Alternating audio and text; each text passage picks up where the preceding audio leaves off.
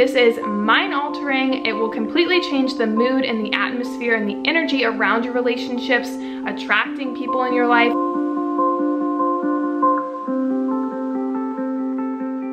Hey guys, what's up? Welcome back to my channel. My name is Nay. If you're new, thank you so much for clicking and watching this video. So today's video is going to be all about manifesting love and having mindful relationships. And these tips that I'm about to share with you guys not only can be used with love and that style of relationship, but also just through any relationship that you have in general. Whether that's a family relationship, a friend relationship, a coworker relationship, whatever it is, I'm going to be sharing with you guys 7 ways on how to have mindful relationships. So the first step is to be it. Whatever you are, you attract into your life.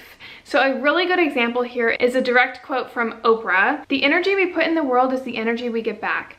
If you want more love in your life, set an intention to be more loving. If you seek kindness, focus your energy on empathy and compassion. Oprah Winfrey.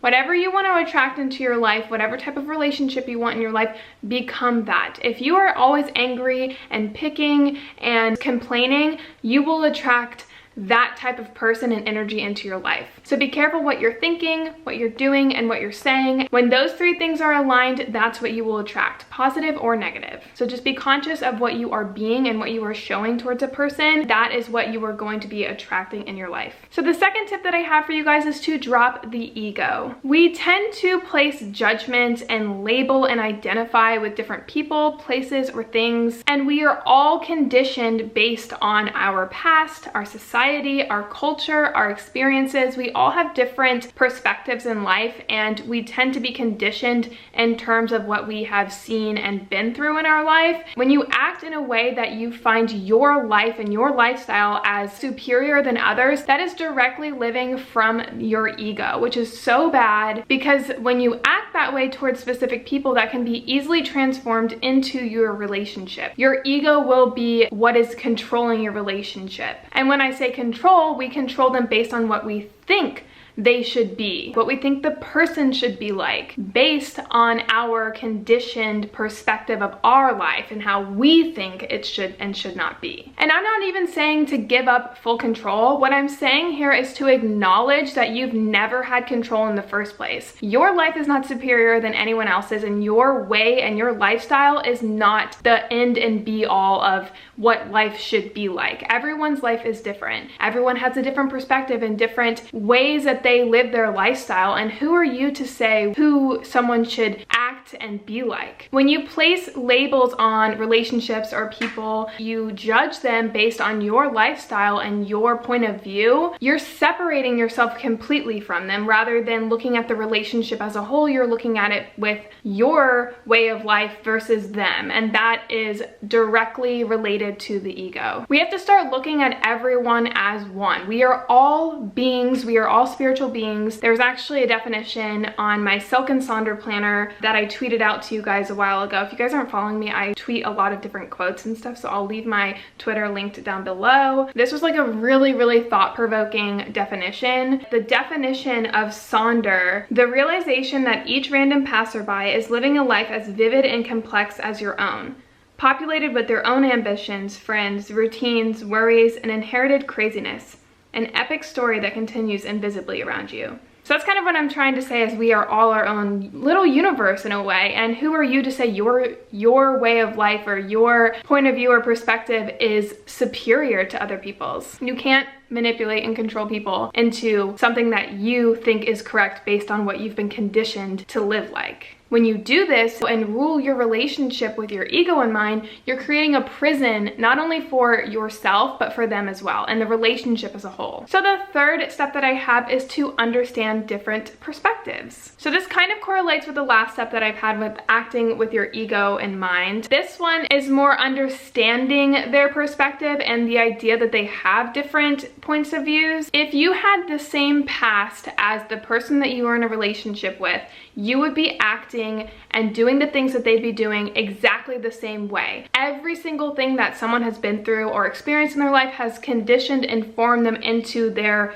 being as they are now. The way that they act is because of everything that they've been through. The way you act is because of every little thing that you've been through. Where you are right now, the words you're saying, the people you're with, the actions that you take, your perspectives of life is because of your past. If someone had the exact same experiences as you, they would be the same exact person as you and acting the same way. And when you are able to understand that, you can accept and almost create compassion towards other people. And it comes with a sort of peace and acceptance of who they are. You don't need to know their past. Just becoming aware that they have it is life-changing. It helps you create focus on living your best life rather than telling someone how they should live their best life. So I have another quote because I freaking love quotes. And I honestly don't know who said this, but if I find it, I'll leave it linked on the screen. Usually when we listen to a statement, you hear it as a kind of echo of yourself. You're actually listening to your own opinion.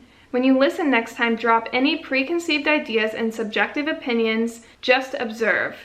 We all have different perspectives based on what we personally have experienced, and accepting and acknowledging that in every single human being will just create acceptance and love and good vibrational energy surrounding your relationships. So the fourth step that I have in manifesting love in relationships is to drop control. When you start wanting something from somebody, whether that's actions or words, you are not letting them be who they are. You are manipulating and controlling them to be formed into this ideal person that you want. You create almost an attachment to them because you are wanting something for them. You no longer look at them as a spiritual being. You look at them as something that is benefiting you or bringing something into your life. And that again is almost stemming from the ego. You have to look at it as a whole. Don't manipulate and control people based on what you think they should be like. That just sounds so mean, but we all do it, whether we know it or not. You're almost trying to create something and forcing something rather than letting it just flow. Just let it be, let them be who they are. Drop the control. So the fifth step that I have is detachment. You start attaching to things when you want something from them. When you just allow things to happen,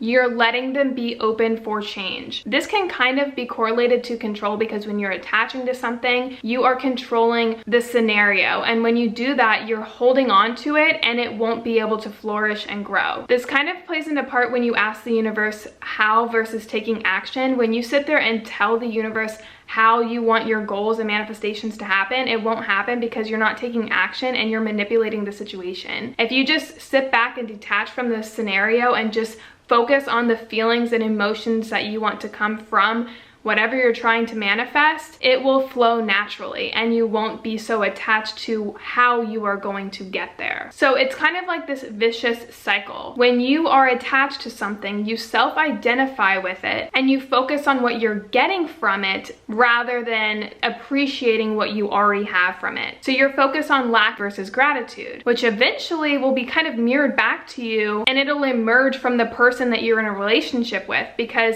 if you're ungrateful, you will see that in your relationship as well. You are constantly meeting yourself through the physical world. Whatever you see in the physical world, it is matching based on the actions that you're taking and how you're living your life. So be consciously aware of that. If you aren't receiving people in your life that you want to have a relationship with, look at what you are focusing on. Are you attaching to a specific idea of a person or a specific characteristic of a person? And instead of doing that, focus on the feelings and emotions that come from it.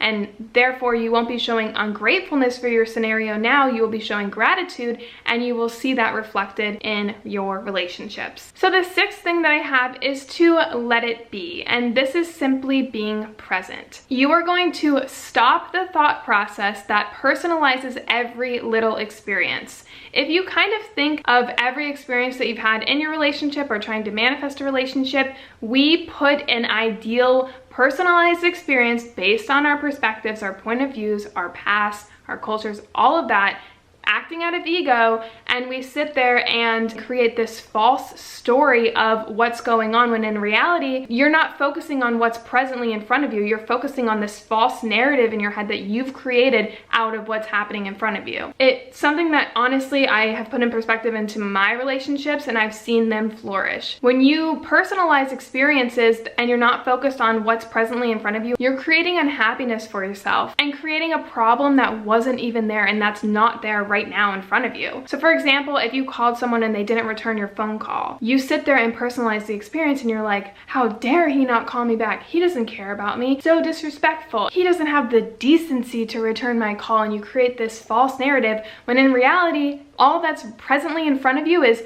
he didn't call. Okay, he didn't call. Like, that's all you have to say in your head. Like, stop the thought process there. Don't create this false scenario in your mind, because that's just gonna drag your energy down and create problems in the relationship, in your mind, in your happiness, and it's just a no-go. When you react to situations and experiences like that with conflict, that's what you will receive when dealing with them. So the 7th and final tip that I have for you guys is to use useful focus when dealing with people and relationships in general. So there are 2 types of focus. There's useful focus and there's useless focus. Useless focus is focusing on what you don't want, whereas useless focus is focusing on what you do want. And this is another example I got from a book that I read. I honestly don't remember the book. I don't remember. But it was saying that if you missed a flight, useless focus would be focusing on being stuck at the airport, people walking everywhere in crowds, getting frazzled with the clerk and yelling at them, and children screaming, all on things that, first of all, you can't even change, but also on things that you don't want to happen. Whereas useful focus is directing your focus on getting a new flight as quick as possible, creating a solution for yourself, dealing with it with patience and breathing, creating mindfulness, creating a focus on things that you can change. Think of the vibrational energy that you put out there. If you use useless focus versus useful focus,